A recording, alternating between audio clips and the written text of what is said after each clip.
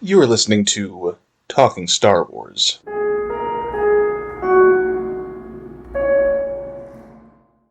Welcome, Star Wars fans. I am Connor. And I'm Alex. We're talking Star Wars, and today we're going to be talking Star Wars.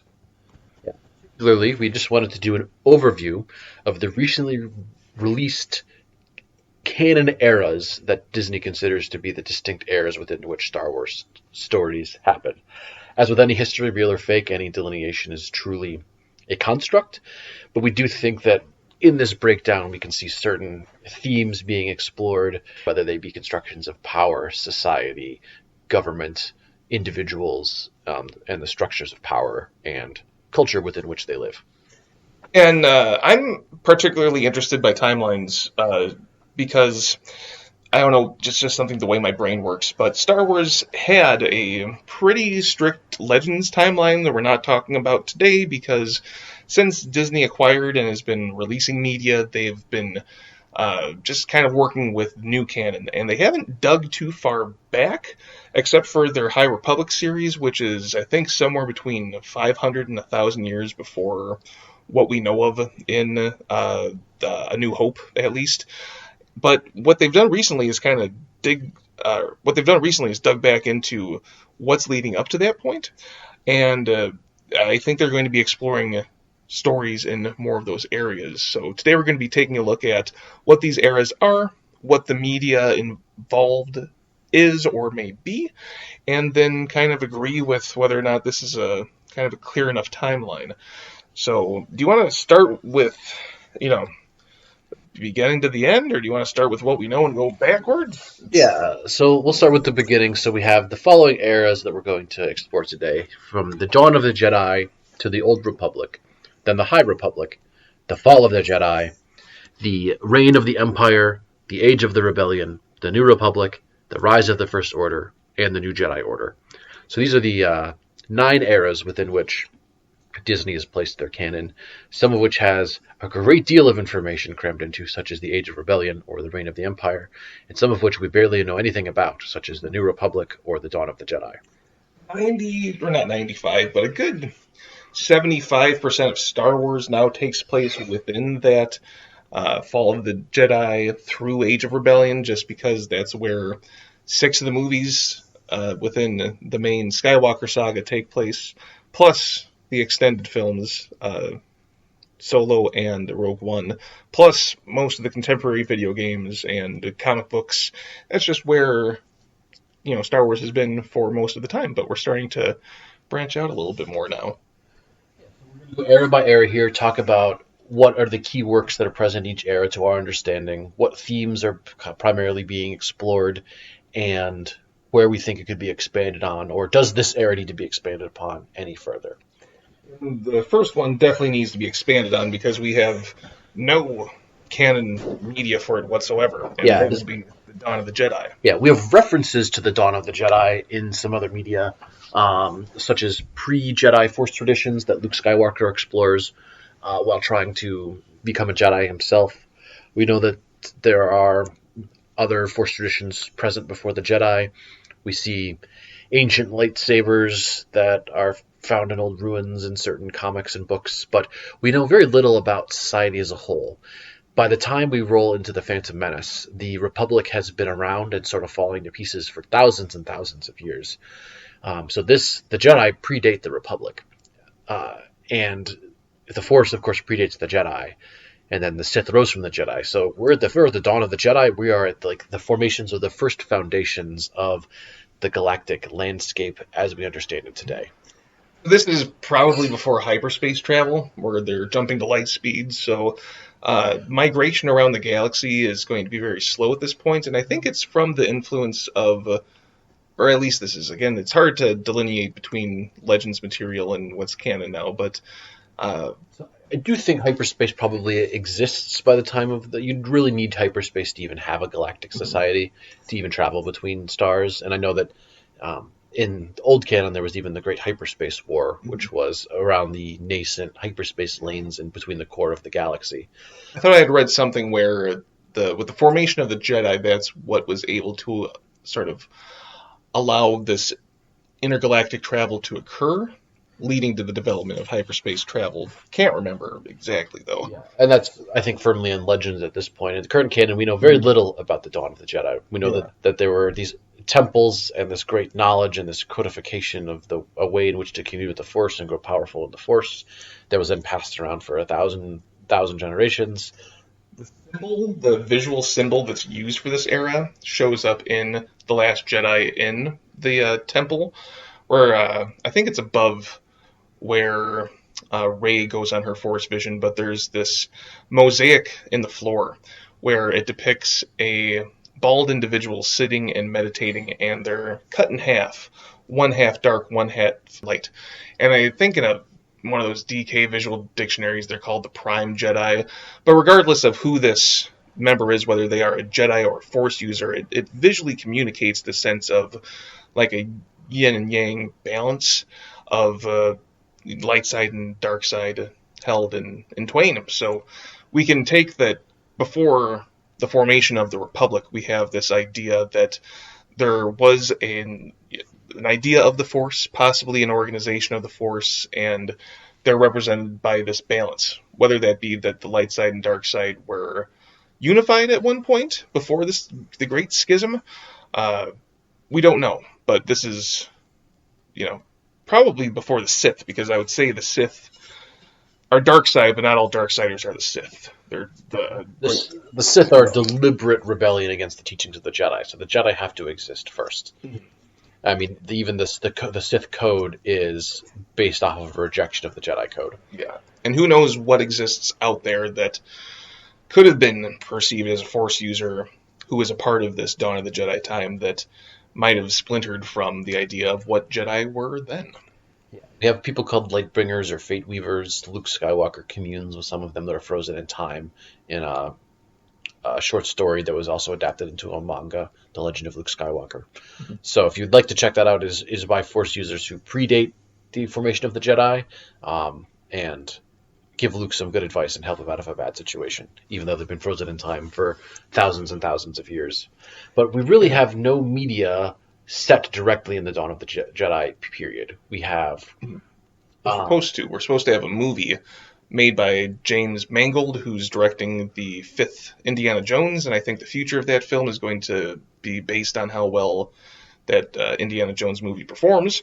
But he has what he calls a Ten Commandments style movie planned about the origins of the Jedi Order, and it's something like 25,000, that's just a ballpark amount of years before the inception of A New Hope. So it's really kind of a time abyss, because, I mean, all of recorded current human history is like 8 to 10,000 years. Mm-hmm. So even just having something happen 25,000 years ago, I mean, if we want to understand something in our current world, we're using archaeology and cave drawings. Not that, I mean, humans as they are right now existed 25,000 years ago, but we don't have any way of knowing what they were doing or up to other than through the narrowest lens. So it's really a sort of a blank slate. So with the comment that it's going to be sort of 10 Commandments, I think it's almost a primordial spiritual sense where technology, I mean, Star Wars is inextricably linked to technology, but it's never a technology is advancing. It's more technology exists and is used in new ways. A wooden starship. He's so anachronistic to space travel. I think the Wookiees probably did it, Yeah, oh yeah. The first space travelers.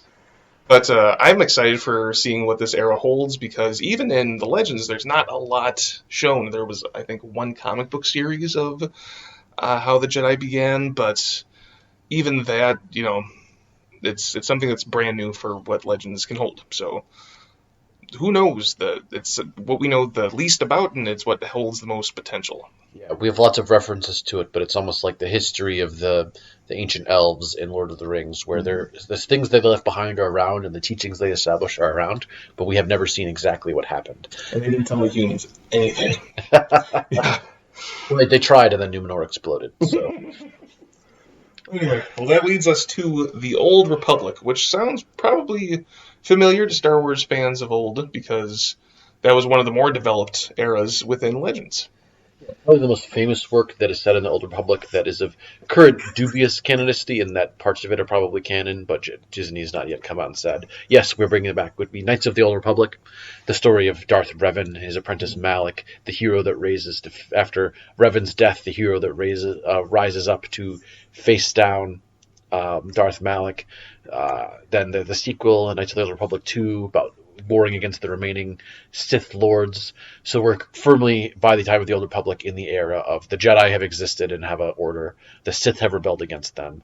There's the Galactic Republic for there to be a time of the Old Republic, so we have this unification of the galaxy, and for there to be a Republic to war over between the Jedi and Sith. Yeah, the Mandalorians first become a feature, which was expanded upon greatly in Legends and current canon. We still know that they were around because of the figure of Tar Vizsla, who is a Jedi who forged at this point the Darksaber, and then left the Jedi Order, and the Darksaber became a symbol of rulership on Mandalore.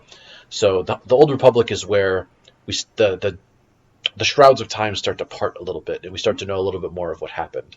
I mean, this is still well before the time of Yoda, and even before the High Republic, where everything was still humming along fairly smoothly, and we see the Jedi at the height of their power. But this is where all of the aspects of the setting that we know about have started to formulate themselves. This is where it's not the heart of the conflict, but this is the darkness. This is the chaos from which the later Republic would be born. I think this is where, again, the Sith are probably the largest sect off of the Jedi, who are dark side users, at least from what we've seen, and the amount of just conflict that they caused in warring with the Jedi, and also just an internal civil war as well, ravaged the galaxy. I would say probably far more than what Palpatine did, although Palpatine did quite a bit in a much shorter amount of time. The Old Republic spans thousands. Yeah, I think from at least the cap is like 10,000 to around 8,000, because I think the High Republic is about 1,000 years before A New Hope, and then up to about 200 years before, leading up to the events leading to the Phantom Menace. And from my understanding, the conflict between Revan and Malak, that's not the first splitting off of Sith from the Jedi, but that's more of that at its height. Would you say? Yeah, Revan and Malak were not forging new ground when they became Sith. There had been ancient Sith already, and some of these are not canon anymore, but like Ajunta Pool, Exar Kun, there were the Rakatan Empire. There's a whole race of Sith aliens, but that's no longer canon. That the dark side Jedi indoctrinated and bred with to create a race of dark side Force users. Yeah, eugenics was super hot in the 90s. Not so much now. It's all cloning now. Yes. Everything that we currently know about the Old Republic is either by things that are of dubious canonicity or are referenced as events that occurred in the past in more modern works, but we don't see anything directly depicted there. So it's still sort of this shrouded in mystery a little bit, despite being the start of recorded history. Yeah, currently we know that, is it Pre Vizsla or Tar Vizsla at that point? I know you just said it. Yeah, Tar Vizsla, the forger of the Darksaber.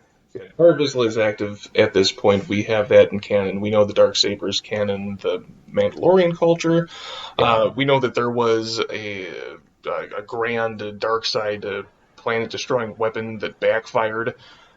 We know that Darth Bane existed during this point because Yoda faces down his Force Ghost, or Sith Force apparition, different than a Force Ghost. That's an important cap, because really by the time we get to Darth Bane, that is when the Sith recollect. They enforce the rule of two, so they apparently lose, but this is a couple hundred years, maybe a couple thousand years rather, before what we get in Star Wars, so it's kind of easing us into our next era here, but that's what I would say caps it in both Legends and canon that we know, at least.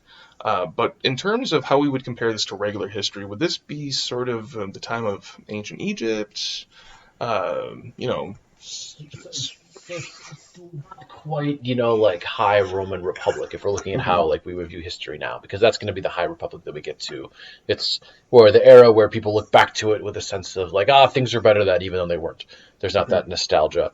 I would say, yeah, the Old Republic is sort of like at the very bounds of human history, like the Phoenicians establishing their colonies, the heights of the Aztec Empire, the first Chinese dynasties forming there. So it's where the roots of all existent cultures start, but they're sort of still shrouded in a little bit of mystery and myth building that allows all the cultures that arise from that to call back to that time.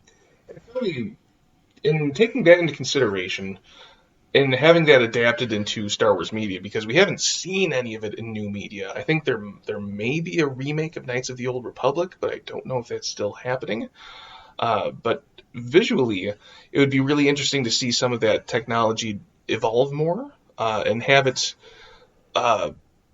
be just a little bit more crude than what we see. Definitely not the like primordial nature of what the Dawn of the Jedi should be, but again, that more Roman, that more maybe ornate stylings than what we get to in the more rustic, used future version of Star Wars. I think we see more of that ornate thing here coming in the High Republic, whereas the Old Republic of things are sort of crude and rustic. The High Republic, they get very ornate, as we'll see in a moment.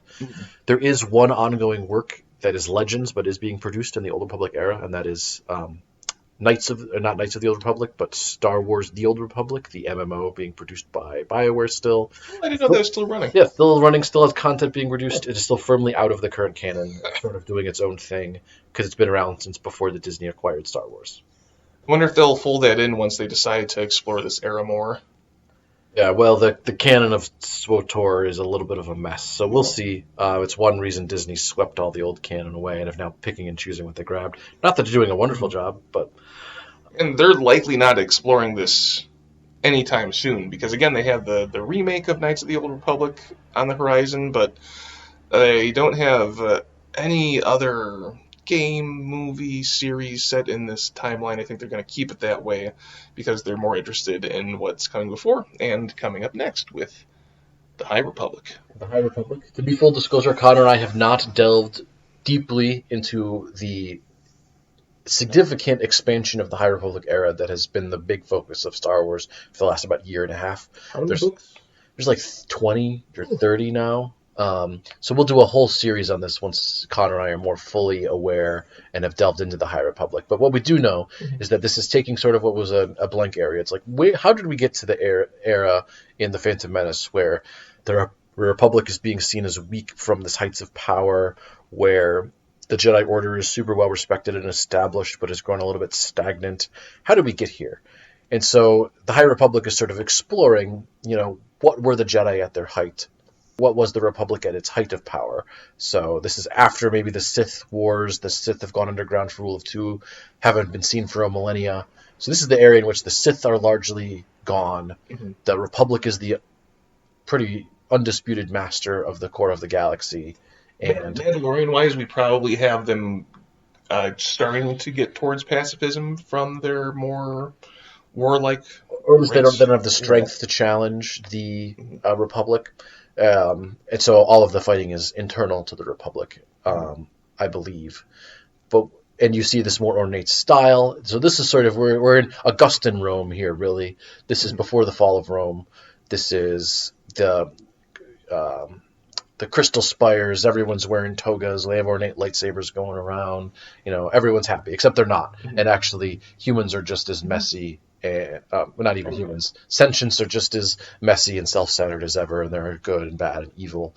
But the power structures in society surrounding them have sort of reached a long period of stability.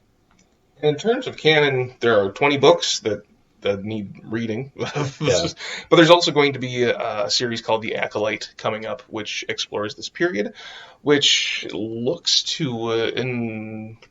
maybe hint towards what's going on with the darker side. It might incorporate some Darth Plagueis, I'm not sure, but this era incorporates, I think, the last 1,000 years, maybe a couple thousand years before what we get in, like A New Hope, but I'm interested in seeing what they explore. It's something that Disney seems excited about, so I'm sure that their efforts will pay off. I know that we're going to see a Wookiee Jedi in the series, and that just makes my heart happy.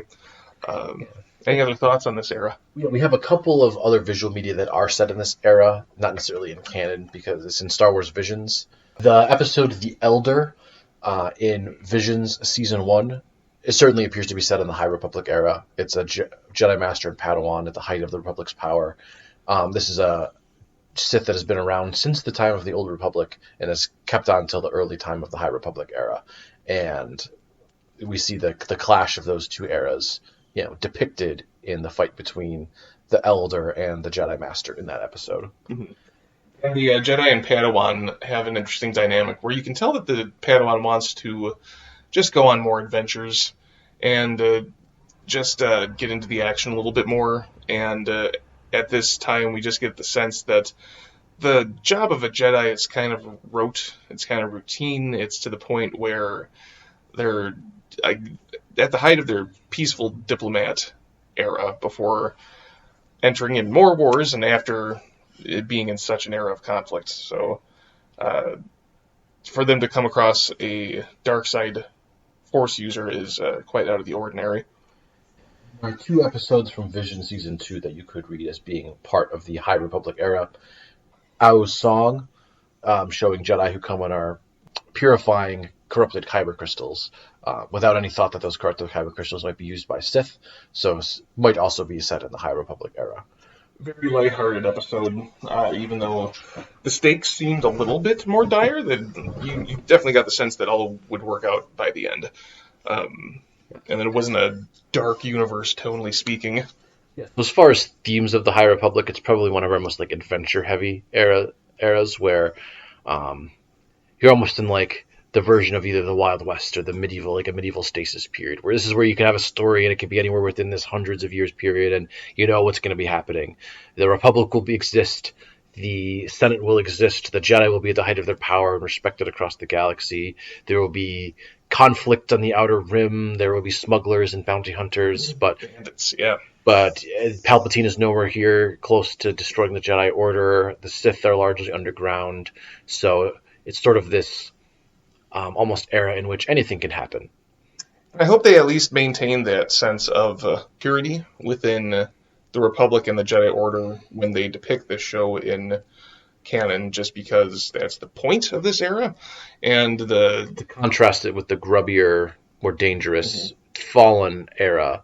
Duplicitous characters like Palpatine, who looks like a kind, gentle, grandfatherly mentor, and then turns out to be a monster mash in a hood. So, having some straightforward, light versus dark, kind of like what Star Wars was to begin with, would be interesting, just to, again, contrast this era from the rest. So we come to our next era, the Fall of the Jedi, which is sort of what the High Republic fades into. And this starts with the Phantom Menace, really, is where we start. And all the works depicting our Phantom Menace characters even before that, such as the books Master and Apprentice and Padawan, featuring Obi-Wan, the books about how Padme Amidala became Queen of Naboo, how Palpatine became a senator. So setting all our pieces on the board there, and then all the way through Order 66 really is the Fall of the Jedi. So it's not a huge period of time, maybe couple hundred years if you're being generous. So Yoda has been head of the Jedi Order for hundreds of years. Palpatine's plans have been in motion for decades, along with those of his master Darth Plagueis. Is that book still canon, or is that? It is not. I mean, the existence of Darth Plagueis is canon because Palpatine mentions him in Revenge of the Sith. But he could be anything at this point. He's not necessarily, or he's definitely. Well, until someone tells me he's not Palpatine's master, he's Palpatine's master. Yeah. So I think there is a novel about from Palpatine's point of view, and it might be one of the Queen's Peril novels where Palpatine mentions murdering his master Darth Plagueis, and then working on making sure none of his apprentices ever do the same to him, because Palpatine is a very good Sith. Yeah, he was able to, comparatively to the plans of the rest, in a very short amount of time, was able to, again, accomplish much and ensnare the known galaxy under his control. So if we view these eras sort of as a sine wave, this is where we're coming up from the peak of the High Republic down to the nadir that is present during the Empire. This is our transitional period. Mm-hmm. So the big notable conflict that ends this era would be the Clone Wars and Order 66, where it's a big dynamic shift in the setting and shows how did the world get to where it was at the start of A New Hope, where there's a galactic empire ruling the galaxy, a rebellion against them. The Jedi are all but extinct from this older period where there were 10,000 Jedi across the galaxy. Peace, light, order, justice in the American way. And this is very much falling into a common construction of history in the Western tradition about Rome, especially in Gibbon's The History of the Decline and Fall of the Roman Empire, where there was this golden age of peace and light and order, and then we've always been striving to get back to it, which is a strong cultural connotation in Western media, and I think that is what that we're setting up when we get to the rebellion period. Is there was things were once better and now they're shit, and we need to get back to where they were better, even though we know now, in the height of yes, the Romans paved roads, and they did it on the backs of millions of slaves. Mm-hmm. So things were great when viewed through several layers of rose-tinted goggles. Mm-hmm. And just because things got less well documented and changed through periods of upheaval, it tends to view the past, which seems more civilized, through rose-colored goggles. And I think sort of the portrayal of the Empire and the Republic is following that deep-seated cultural root in Western society. I find it interesting that we have this old Republic period which lasts thousands of years and is notified by just war after war after war. And we have the Clone Wars, which lasts 3 or 4 years. And it kind of makes sense because this is a galaxy that has been free of violence, galactic widespread violence, for 1,000 years at this point, give or take. I don't think they want to be at war, and so it makes sense that they were willing to accept this empire sweeping in and radicalizing the galaxy with their control. Enough to destroy the Republic really was just a sign of how weak the Republic had gotten in the past. I mean, the Confederacy of Independent Systems steals away thousands of star systems. The Jedi Order is one of the only linchpins holding it together, and they're all destroyed.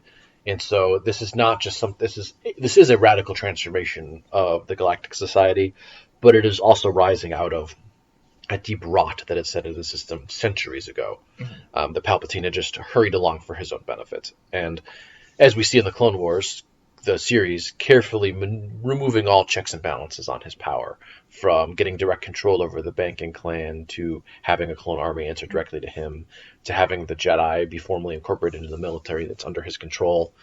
Really reflecting on canon representation, this era has been well defined, I'd say. Yeah, I would say you pretty much have works from every year and era of the fall of the Jedi period, from the rise of Palpatine, the talking about Qui-Gon Jinn and Yoda and Obi-Wan, all the way up to the full documentation of the entire Clone Wars period and the events leading up to it, and then Order 66 and the fall. And then, as the Bad Batch series has shown, then the early days of the final dissolution of the Republic and the early rise of the Empire. We get 3 canon Skywalker saga films. Any era that possesses one of those is usually well defined. So when we go to the next era, I think that's the only other era that is just as well defined. So now we get into the next era is the reign of the Empire. So this is everything that takes place after Order 66 and Palpatine seizes power up until probably about 5 years before the Battle of Yavin, where the rebellion really gets into its stride and starts truly challenging the Empire. So it's a period of about 14, 15 years, where it's just Palpatine getting more and more powerful. It's where he continues his plans to build the Death Star. It's where the Imperial fleets start taking over the galaxy, where rights are curtailed. It's the era in which the Solo, a Star Wars story film, is set. Is our film set here? Kenobi is set, I think, right around the same time. Yeah, Kenobi is set during this period. Fallen Order and Jedi Survivor are set during this period, and a wide range of books and other media are set during the reign of the Empire.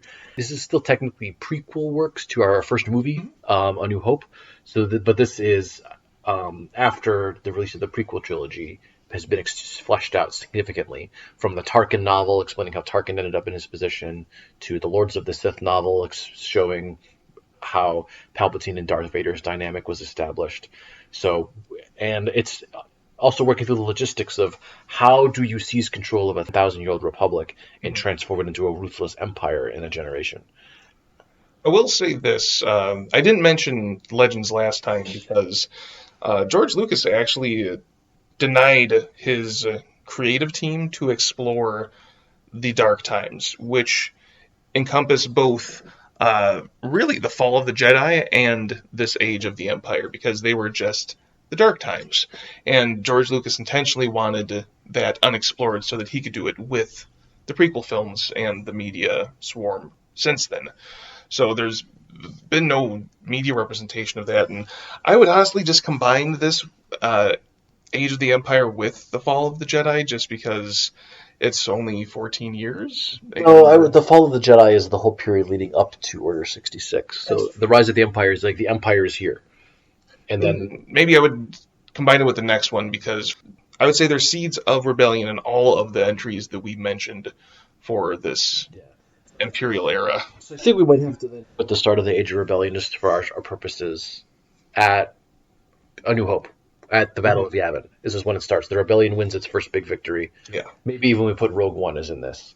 But I would personally make the Reign of the Empire last until the Battle of Jakku, when the Empire is officially done. Yeah, but they have the Age of Rebellion and the official timeline here. So I think they have it. It's just my headcanon. Yeah.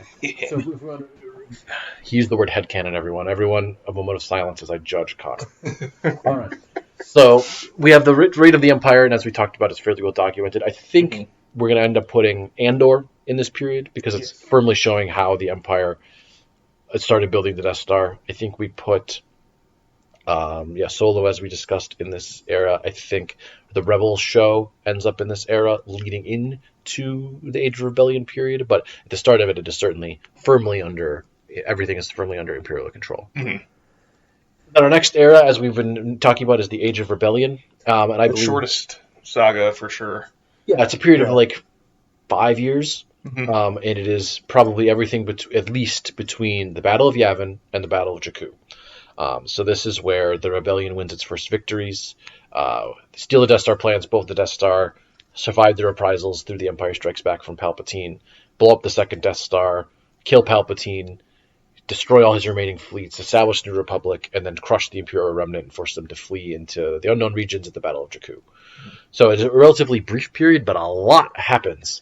We probably have the most works per year, per month, per day set in this Age of Rebellion. You have multiple comic series about Darth Vader and about the Rebels and about bounty hunters, books exploring how Luke became a Jedi, and you have one show, Rebels, which is set partially during this period, and you have 3 movies. Mm-hmm. We get enough. Or 3 Skywalker Saga movies, Rogue One. I felt like there's going to be another one, but I'm wrong. But I would definitely just combine this with the prior, just because that gives you like about a clean 20-year era, where it could just be the reign and fall of the Empire. Yes, a lot happens. I just find it to be like they just needed one so that it would be an odd number, so there'd be something in the middle. That's just design-wise how I'm seeing it. I think personally it's because at one point you can't have a rebellion against an unchecked, unquestionable, powerful empire unless they had an unchecked, powerful period, and that's the period of the reign of the Empire. Now the Age of Rebellion is where the rebellion starts back, and so we see Andor and Rebels will showing the transition into as Leia says to Grand Moff Tarkin, the tighter your grip, the more star systems will slip through your fingers. So that is where we're in the Age of the Rebellion with Bail Organa, Fulcrum, and many other, Saw Gerrera, before he's kicked out, many other figures leading various rebellions against the Empire. Yeah, but as far as media goes, stick a fork in it, we're done. Yeah, we have the Aftermath trilogy, the Alphabet Squadron trilogy. The only thing I'd really want to know more of is what Luke does. Because we know what Leia does, we know what Han does. What does Luke do in the early days to like start researching and putting together the new Jedi Order? Mhm. But pretty much everything else in the Age of Rebellion, we have books just following specific rebellion captains as they fight against the Empire.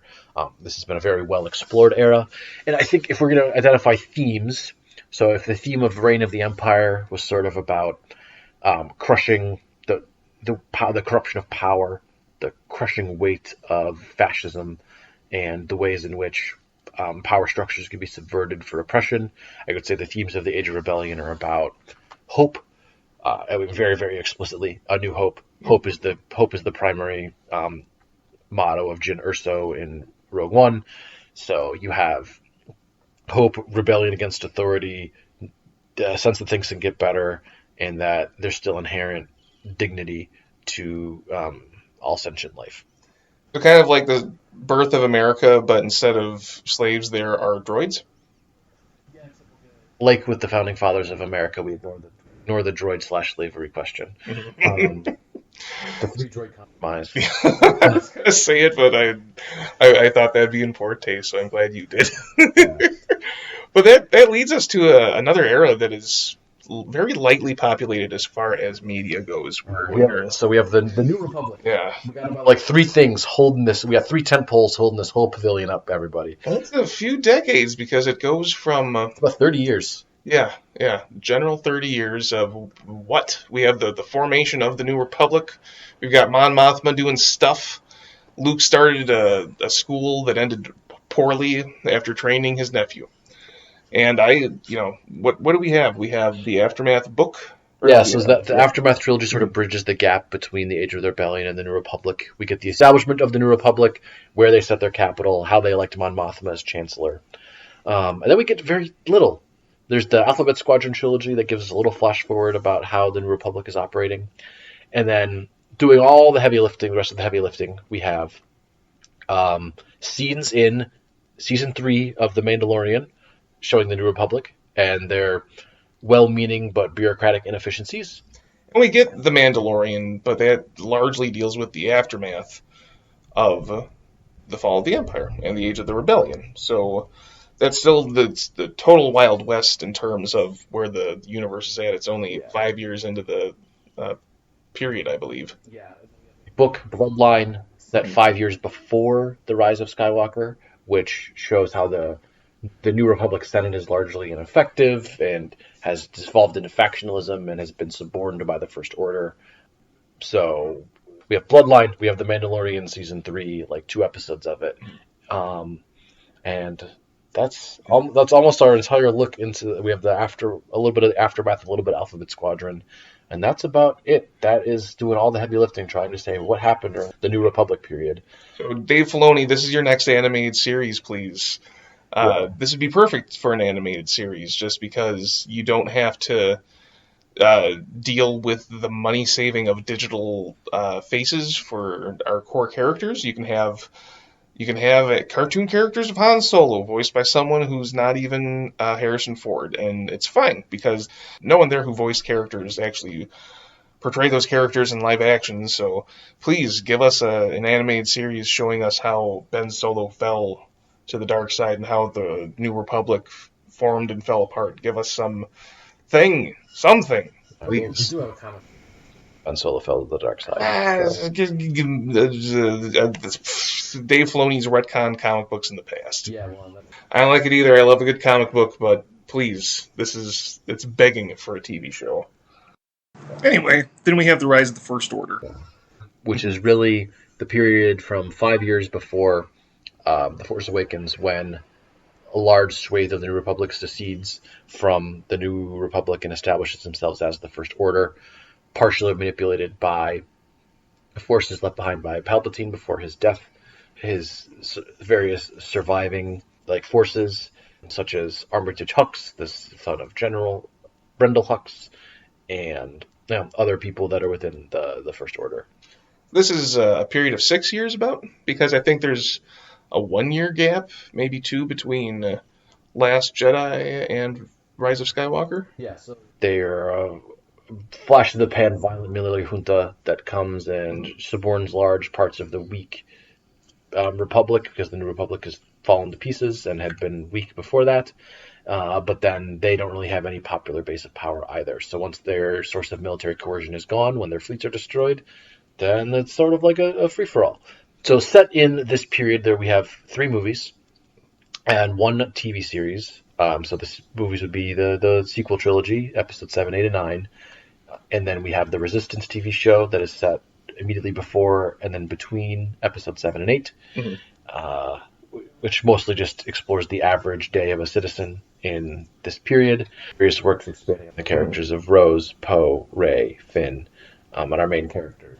Don't get a great sense of the galaxy as a whole. It's probably the best series of works expanding on what the galaxy as a whole is like are those set around Black Spire Outpost on the planet of Batu, which were tie-ins to Disney's theme park set in that era. But the works they produced to introduce that planet, it gives us a little microcosm of here's a general society, and here's the Resistance and the First Order, each one an outpost on the planet, and here's their conflict over it on a small scale. It's actually set in the period right before The Force Awakens is the Poe Dameron comic series, which is lengthy at like 30 issues. So we see the First Order working with some former Imperials, having a Cold War standoff with the New Republic, and leading up to when they go hot by literally destroying the Hosnian Prime system. I think we could see a lot of that build-up in the New Republic era, like a cartoon show perhaps showing the rise of the First Order in the background, having not placed any stakes, but as we're seeing in The Mandalorian now, we're seeing remnants of the Empire. That's surely going to be developing more. So this is almost like a maybe late-stage America neo-Nazism, where we have the rallying to fascist ideals for horrifying reasons in a time that should be beyond that. Yeah, line of thinking. Yeah, a little bit beyond a direct historical allegory at this point, unless you maybe through the lens of the failed British Empire. But and in that case, America is going to be the First Order, which is not a perfect analogy either. No. Not an imperfect one either, but not a comfortable one. I don't need a ton to expand on this era. I think it's a very relatively brief period, and the First Order is ultimately just the last gasp of a cloned Palpatine. So let's see, now that Palpatine is finally dead for real forever, let's see what's next, because Palpatine is our primary antagonist for 5 of these eras. Yeah. Well, 4 of them, because he's dead and being cloned in one of them. But Hitler's frozen head buried beneath Disney. Or is that how the rumor goes? But anyway, that leaves us with the new Jedi Order. Being established by Rey and hopefully Finn. They've announced a couple of new movies that will be set during this period, but Connor and I are both excited for this because let's do something new, everyone. Yes, the sequel trilogy happened, but now it's done, and let's do something new. Does the Republic establish itself again? Are we going into finally a multi-state solution in the galaxy where you have the Outer Rim coalition? Do we have mostly independent planets? Do we have some, independent systems banding together? What's the political situation like? How does a new Jedi Order function in a galaxy without a central authority? How does a new Jedi Order function, period? We haven't seen that since the fall of the Jedi, because it's been, not portrayed in any media. So this will be some of our first glimpses into a new Jedi ideal. We really only have one work that's a thorough exploration of Luke's Jedi Order before his nephew Ben Solo destroys it, and that would be the comic The Rise of Kylo Ren, though it is also mentioned in the novel The Shadow of the Sith. I would love to see it. We spoke about it during our droids episode, but a true droid uprising where they gain sentience enough to rebel from society, causing all sorts of, pretty much all systems to go to a halt because their computers are malfunctioning and can't send them through hyperspace anymore. That's an idea. Yeah, I would love to see what happens. And as far as legends go, everything from the New Republic to now was explored. We had continuous media from, the initial clone, or no, even before the initial clone uprising of a Palpatine in Legends. Yes, that did happen. We had Thrawn, we had Palpatine. There were decades where the Solo twins were born and raised and taught in Luke's Jedi Academy, up to the point where they fought crazy-looking bioorganic non-Force aliens called the Yuzan Vong that drive organic spaceships and terraform planets, and threw a moon at Chewbacca and killed him.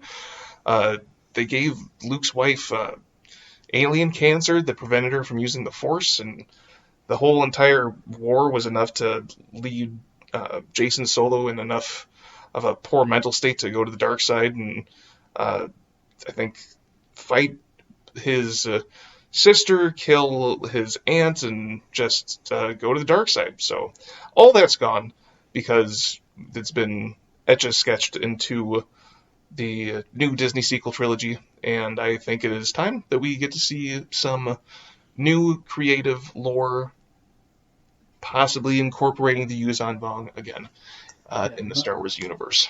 I don't believe the Yuzan Vong currently fit in with the aesthetic of the current Star Wars universe. They're very 90s. Oh yeah, very Spawn.